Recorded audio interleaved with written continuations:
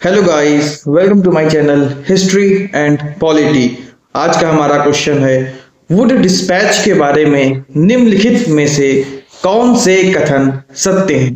पहला है सहायता अनुदान व्यवस्था ग्रांट्स इन एड शुरू की गई। दूसरा है विश्वविद्यालयों की स्थापना की सिफारिश की गई। तीसरा है शिक्षा के सभी स्तरों पर शिक्षण माध्यम के रूप में अंग्रेजी की सिफारिश की गई। नीचे दिए गए कूट का प्रयोग कर सही उत्तर चुनिए। ऑप्शन ए है केवल एक और दो। ऑप्शन बी है केवल दो और तीन। ऑप्शन सी है केवल एक और तीन या ऑप्शन डी है एक, दो और तीन। इसका उत्तर ऑप्शन ए होगा केवल एक और दो। आइए इसकी व्याख्या देखते हैं। 1854 में लॉर्ड डलहौजी के शासनकाल में वुड घोषणा पत्र आया जिसने देश की शिक्षा व्यवस्था को व्यवस्थित करने के का कार्य किया। इसे भारतीय शिक्षा का मैग्ना कार्टा कहा जाता है। वुड डिस्पैच में शिक्षा क्षेत्र में निजी प्रयत्नों को प्रोत्साहित करने के लिए अनुदान सहायता पद्धति की सिफारिश की गई थी। वुड डिस्पैच में लंदन विश्वविद्यालय की तर्ज पर भारत में आधुनिक विश्वविद्यालयों की स्थापना का सुझाव दिया गया था। इसमें उच्च शिक्षा का माध्यम अंग्रेजी तथा स्कूल स्तर की शिक्षा का माध्यम देसी भाषाओं को बनाए रखने का सुझाव दिया गया था। अतः कथन एक और दो सही हैं जबकि कथन तीन सही नहीं है। आइए वुड डिस्पैच को देखते हैं। वुड डिस्पैच की शुरुआत चार्ल्स वुड ने 1854 में की थी। इसे भारत में अंग्रेजी शिक्षा का मैग्ना कार्टा के रूप में जाना जाता है। इसने भारत में उच्च शिक्षा में प्राथमिक शिक्षा और अंग्रेजी भाषा में स्थानीय भाषाओं के उपयोग का मार्ग प्रशस्त किया। चार्ल्स वुड कौन थे? Charles Wood British east India company के बोर्ड ऑफ कंट्रोल के अध्यक्ष थे। 1784 के पिट्स इंडिया एक्ट के माध्यम से भारत में बोर्ड ऑफ कंट्रोल की शुरुआत की गई थी। चार्ल्स वुड पूर्व में भारत के विदेश मंत्री भी रह चुके हैं। उन्होंने भारत में उच्च शिक्षा में अंग्रेजी भाषा की शुरुआत में बहुत महत्वपूर्ण भूमिका निभाई। वुड डिस्पैच क्या था? 1854 में चार्ल्स वुड ने भारत के गवर्नर जनरल लॉर्ड डलहौजी को एक प्रेषण भेजा था। इस प्रेषण में भारत के प्राथमिक विद्यालयों में स्थानीय भाषाओं को शुरू करने का सुझाव था। इसी तरह उन्होंने सुझाव दिया कि भारत में उच्च शिक्षा में शिक्षा के माध्यम के रूप में एंग्लो वर्नाक्युलर मीडियम और अंग्रेजी भाषा को अपनाया जाना चाहिए। इसलिए इस वुड डिस्पैच को भारत में अंग्रेजी शिक्षा का मैग्ना कार्टा माना जाता है। इसके अलावा वुड डिस्पैच ने डाउनवर्ड फिल्ट्रेशन थ्योरी को भी खारिज कर दिया।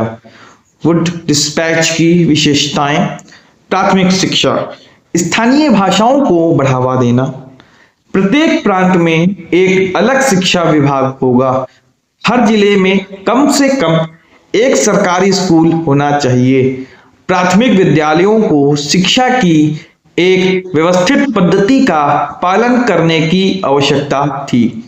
उच्च शिक्षा, भारत में उच्च शिक्षा में एंग्लो वर्नाकुलर और अंग्रेजी भाषा को बढ़ावा देना। बॉम्बे, मद्रास और कलकत्ता जैसे बड़े शहरों में यूनाइटेड किंगडम के लंदन विश्वविद्यालय के मॉडल के आधार पर विश्वविद्यालय होंगे।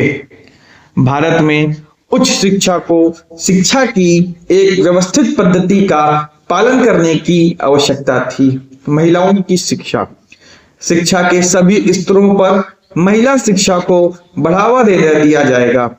शिक्षा में पदानुक्रम का व्यवस्थितीकरण, निचले स्तर पर गांवों में प्राथमिक विद्यालय स्थापित किए जाने चाहिए, फिर एंग्लो वर्नाक्युलर हाई स्कूल भी स्थापित किए जाने चाहिए। जिला स्तर पर संबद्ध महाविद्यालयों की स्थापना की जानी चाहिए। अंत में संबद्ध विश्वविद्यालयों को प्रेसिडेंसी कस्बों में स्थापित किया जाना चाहिए। सहायता अनुदान प्रणाली को बढ़ाया गया। भारत में शिक्षा प्रणाली के विकास को बढ़ावा देने के लिए बड़ी संख्या में निजी उद्यमों को सहायता अनुदान प्रदान किया जाना चाहिए। भारत में व्यावसायिक शिक्षा प्रणाली का परिचय। वुड डिस्पैच ने भारत में चिकित्सा, इंजीनियरिंग और व्यावसायिक शिक्षा के अन्य संस्थानों की स्थापना की।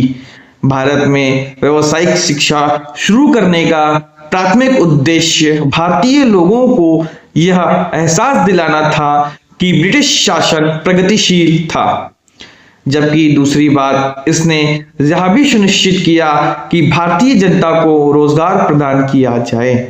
वुड डिस्पैच का प्रभाव। वुड के आदेश पत्र के प्रावधानों के आधार पर 1857 में बॉम्बे, मद्रास और कलकत्ता में विश्वविद्यालयों की स्थापना की गई थी। सभी प्रांतों में अलग अलग शिक्षा विभाग स्थापित किए गए। J.E.D. बैथ्यून ने वुड डिस्पैच के प्रावधानों के तहत अनुदान प्राप्त करके भारत में महिला शिक्षा को बढ़ावा देने के लिए बैथ्यून स्कूल की स्थापना की। इसने पूसा, बिहार में एक कृषि संस्थान और रुड़की, संयुक्त प्रांत अब उत्तराखंड में एक इंजीनियरिंग संस्थान की स्थापना का मार्ग प्रशस्त किया। यूरोपीय प्रधानाध्यापकों और प्रधानाचार्यों को भी भारत के स्कूलों और कॉलेजों में बड़ी संख्या में नियुक्त किया गया, जिससे ब्रिटिश भारत में शिक्षा प्रणाली का तेजी से पश्चिमीकरण हुआ। वुड डिस्पैच के प्रावधानों के तहत निजी भारतीय शिक्षकों की शुरुआत की गई। वुड डिस्पैच की सीमाएं। भारतीय आबादी ने भारत में वुड डिस्पैच द्वारा शुरू की गई शिक्षा की केंद्रीकृत प्रणाली की आलोचना की।